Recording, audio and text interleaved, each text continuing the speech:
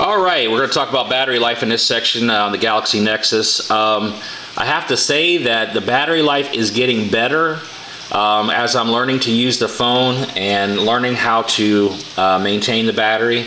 Obviously, it's an 1850 milliamp battery, and it's not going to last like a 3300 milliamp battery. So from a tablet or something, or 2750 milliamp battery. It's just not going to last.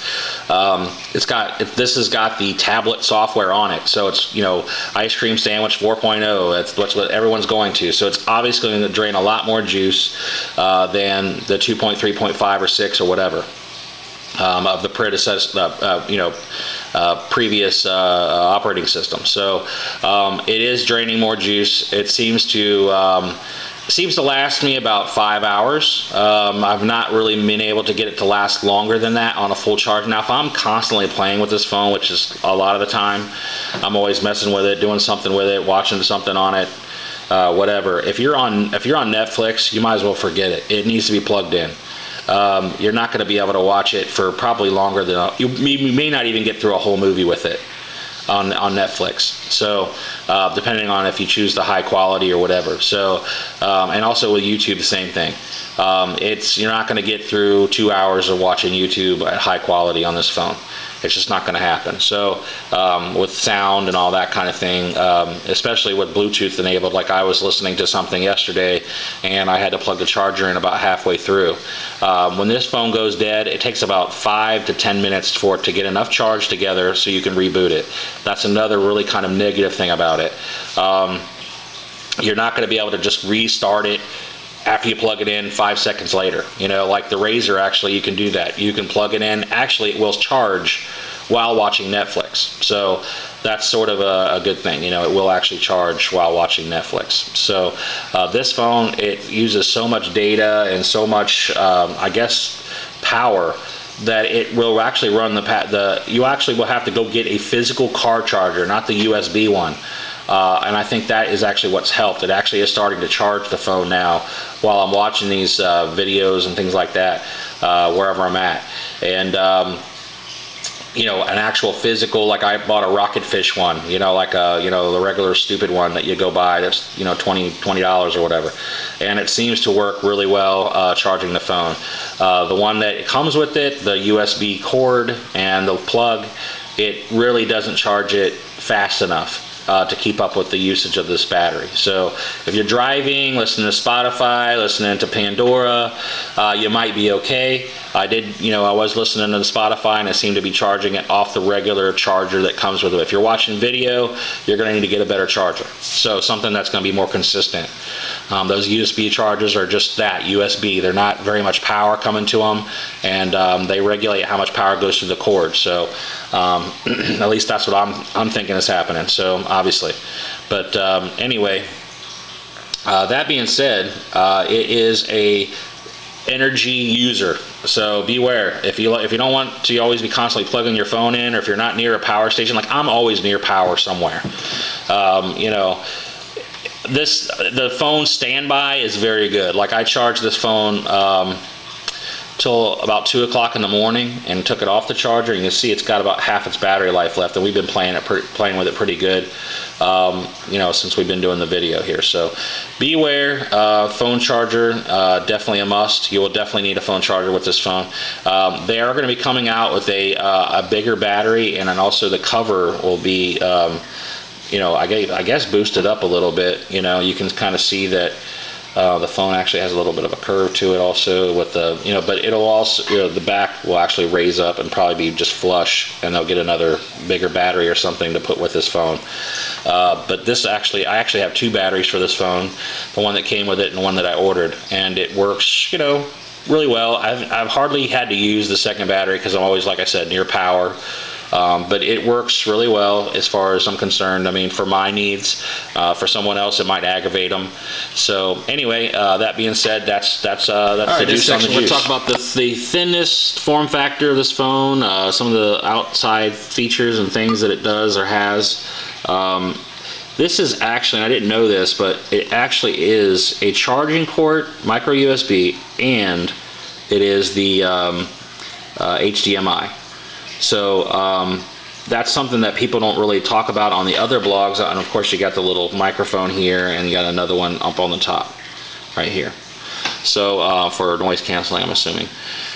This is actually a double port, micro USB and HDMI. Now I'm not sure if you have to plug it into the dock for it to be able to work as HDMI. I haven't tried to do that yet. I haven't tried to plug an HDMI cable into it yet. But anyway, and I don't really want to. I don't really have a need for that. So for me to plug an HDMI cable into this would be kind of, I don't know. I have other ways to do it, so I don't really need to do it that way. Also the 3.5mm jack right here on the bottom side of the phone. I was kind of worried about the placement of these two things back here on the bottom, but honestly, it works out better. It is a better design. You know, you put your phone in your pocket most of the time this way, so your, you know, cords or whatever, if you decide that you want to have, you know, earbuds or whatever, you know, they're going to be popping out the top or, you know, popping out the bottom. It doesn't matter where they are as long as they're not on the side, you know, in a stupid way. So, I really feel like this is a good spot for this cord, especially when it's on a phone dock in your car and you have it on portrait this way, which is a lot of the way I use it. You know, unless I'm watching a video or something. If I'm doing Spotify or Pandora or, you know, iHeartRadio or something like that, it's always going to be sitting this way.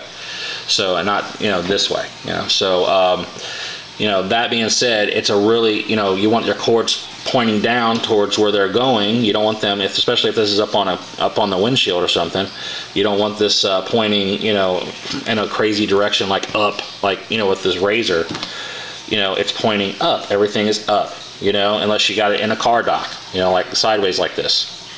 So that being said, overall, it also does have this little, you can see the red light is pointing on it, but it's got this little, I guess, where if you buy the car dock, it sits in there and it's supposed to charge it, and some other things. So I'm not sure exactly what the other things are. I think the other things are also HDMI again, you know, being able to connect it to your TV or whatever, which I have yet to ever do. I think that's kind of a dumb thing, but I guess people like to do it for whatever reason, or their projector or whatever, for like presentations or something like that. But for a presentation, I think I'm using my laptop, not my phone. Anyway, not that it's dumb, it's just sort of one of those things that I don't think a lot of people are going to use. But that definitely is a port of one thing or another. I think that is a charging port and also a data port of some sort. So that when it sits on its little dock, it's charging, and also you can do things with it, you know, as far as like HDMI or whatever is concerned. So also the one I wanted to talk about, the front facing camera, because that one doesn't get a lot of airplay a lot on a lot of the videos. Is a 1.3 megapixel front facing camera. It does take HD also from the front.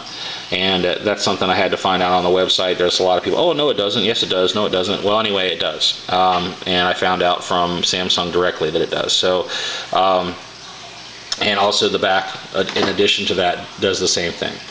So I don't know how it does it, but it does it. Anyway, the phone does have a curved screen, which I was like, a curved screen, what is that going to do? You know, it actually feels very nice in the hands. You wouldn't think that a curved screen would make a difference, but it feels natural in the hands. The weight is where it needs to be on the bottom side of the phone instead of on the top. So it feels like it's supported, you know, it's not tipping, you know, so it's in your hand, it feels supported. You don't have to be always adjusting it in your hand or whatever. One thing I will say about this phone is that, you know, you're holding it in a funny way to get to the top.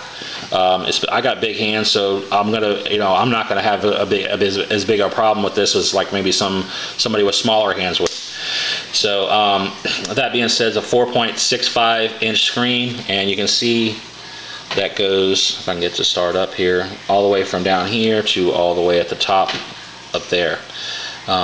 You know, so a very good phone. Form factor, I give it a plus. I wasn't excited about it being all plastic, you know, and it's not the Kevlar and all that stuff and all the aluminum, but I am overall very happy with this phone.